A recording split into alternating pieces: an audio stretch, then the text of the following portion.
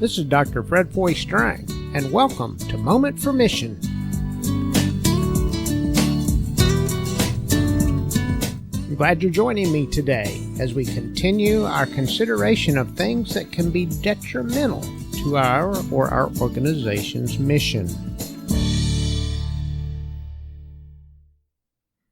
Have you ever been in a situation or a meeting when someone, either by what they say or what they do or how they express themselves in an attitude, simply ruins the experience or shuts down the flow of ideas and communication or sows discord, discouragement, and division?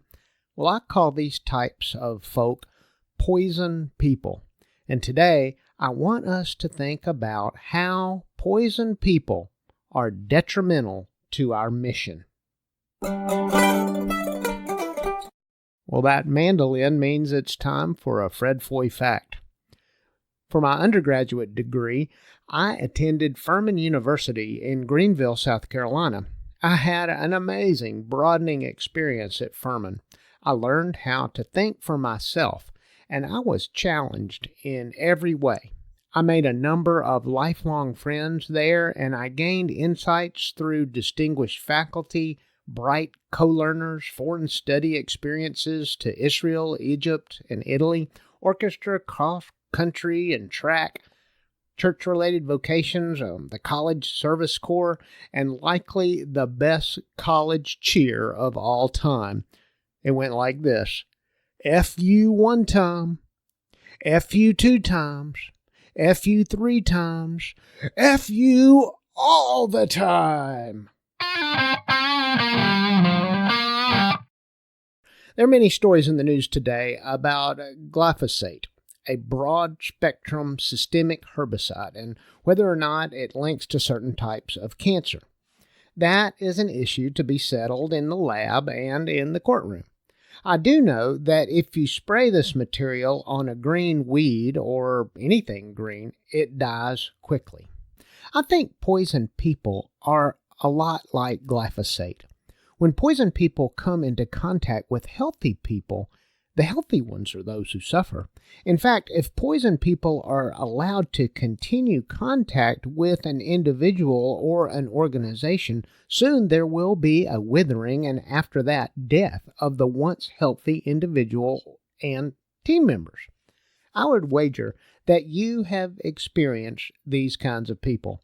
And I would also bet that after your encounter with them, you are diminished, maddened, drained, angry, hurt.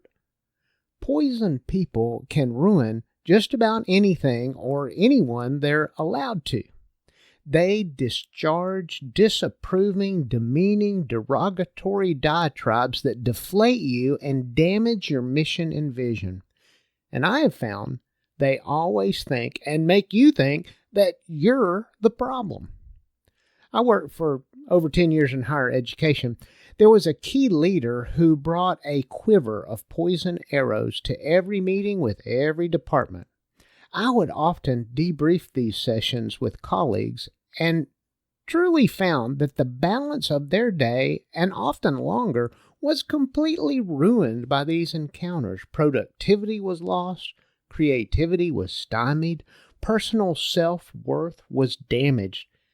They were, in effect, poisoned. In a recent article in Psychology Today, Dr. Christine Porath, professor at Georgetown University's Business School, explains, whether it turns up in the conference room or the living room, toxic behavior is identifiable by its jolt.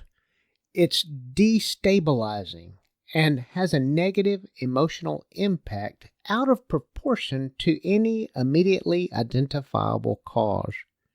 In a 1-2 punch, it delivers confusion, then the feeling of being deeply discounted and deflated. It steals your energy.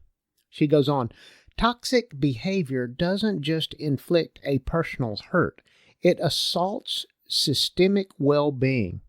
Just being around toxic behavior, to say nothing of being its target, makes people sick. chronic stress is linked to cardiovascular disease, insomnia, depressed immunity, and overeating. Toxic people not only harm others emotionally, they're a threat to health. And when toxic behavior takes hold in an environment, it turns everyone cynical.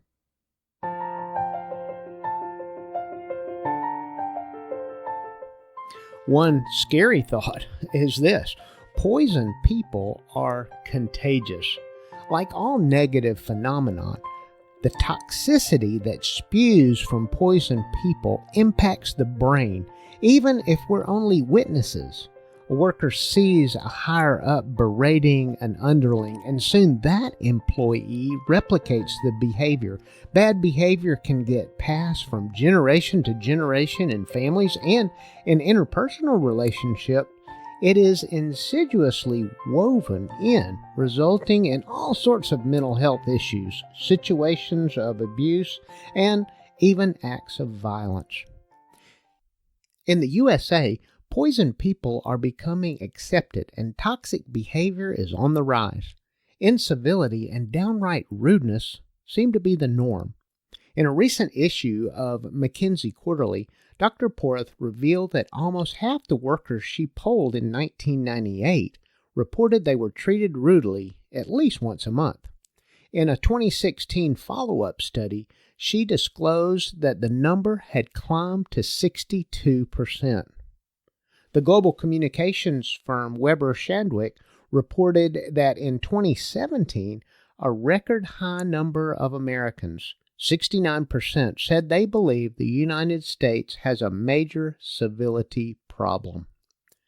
The writer of the biblical book of Ephesians states, "Let no corrupt communication proceed out of your mouth, but that which is good to the use of edifying, that it may minister grace to the hearers."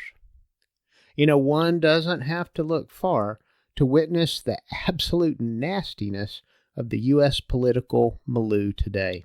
Whatever views you may hold, it is a toxic environment and exhausting for those who try to be informed citizens or even casual current event followers. A fascinating common denominator about poisoned people is this: no matter what the insult, injury, or ill will they have inflicted, it is either your fault or a mere molehill out of which you are making a mountain. Poisoned people, you see, never take responsibility for their actions. They might even view themselves magnanimously as trying to help you out of your obviously decrepit state. Bullying, passive-aggressive behavior, purposeful exclusions of co-workers' put-downs, teammates and family members being put aside, manipulation, ignoring. Poisoned people prioritize their self-interest and their self-advancement over anything and everyone else. Psychologist Robin Stern, Associate Director of the Yale Center for Emotional Intelligence and author of The Gaslight Effect, says that gaslighting is a particularly insidious toxin spewed by poisoned people. Dr. Stern writes, "Gaslighting is the systematic attempt by one person to erode another's reality by telling them that what they are experiencing isn't so. It involves one person who needs to be in control to maintain a certain sense of self." The term comes from the 1938 play Gaslight by Patrick Hamilton, which was later adapted as a film starring Ingrid Bergman. Now, I've not seen the play, but I have seen the movie, and it is particularly chilling. I could cite many more studies and articles on this toxic phenomenon of poisoned people, but I think you may be convinced that these kind of folks are simply detrimental to your mission, your organization, your own mental, physical, and spiritual well-being. So let me offer a couple of suggestions. As much as humanly possible, cut off completely or severely limit contact with poisoned people. Now, in the real world, that is hardly realistic or even possible, but it is the best practice. And since we can't insulate ourselves entirely, here are a few practical ideas for limiting the impact of toxicity from poisoned people. First, control my exposure to poisoned people. Limit time spent around poisoned people. Ask for a rearrangement of workspace or school seating assignments to avoid a poisoned person. Request a reassignment to another work group or team that does not include a poisoned person. If it is the boss, spend as little time as possible with him or her. Ask for another coworker to be present in your encounters. If it's with your spouse or a close family member, you'll likely need the assistance of a mental health professional. Number 2, manage my reaction. Set my boundaries. Let my no be no. Prepare some one-liners to say if the situation gets too toxic, like, I'll talk to you further about this when you're calm. Be prepared to get out of the situation. If someone calls you names and berates you and belittles you and lies about you, abuses you in any way, get out. Record your notes of the encounter, and even record the encounter with your phone if you need to, including how you felt. Contact HR or a colleague if needed. Finally, if nothing helps, for goodness sake, find a different situation, a new job, a new school, a new town, a new set of friends, a new church. Number 3, get over feeling like I have to explain myself. A poisoned person simply will not hear anything that I have to say. Remember, it's all my fault anyway. Just say, I'm sorry, I can't do that, or I'm busy at that time. I have worked for bosses who simply could not be pleased. It was their self-ascribed duty to put me in my place through criticism and belittlement. Nothing I said in my defense ever helped the situation. Number 4, forget the martyr complex.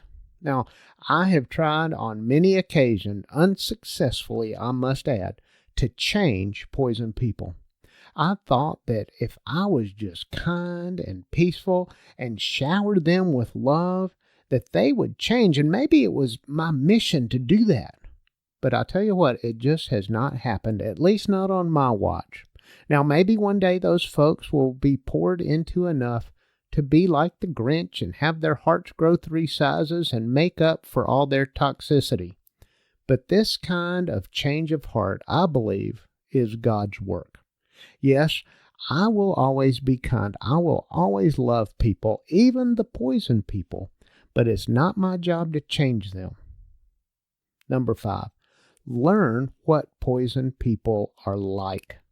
An ounce of prevention is worth a pound of cure is certainly good advice here. That drama queen, that authoritarian boss, the anger-filled in-law, those who consistently exhibit little care for the feelings of others. If we can learn to spot these poisoned people and avoid them before they spew their vile toxins, our mission and our organization's mission will be much better for it. So today, if you find yourself beat up or bullied by poisoned people, tell somebody about it. Talk to your pastor or get a session with a counselor. You can even call me if you need to, 772-882-7200. You don't have to carry this burden alone. Don't get down on yourself and who you are and the good things that you can do on this journey that God's given you. This is Dr. Fred Foy Strang, encouraging you to take a moment for mission today. And while you're at it, why don't you have a great day?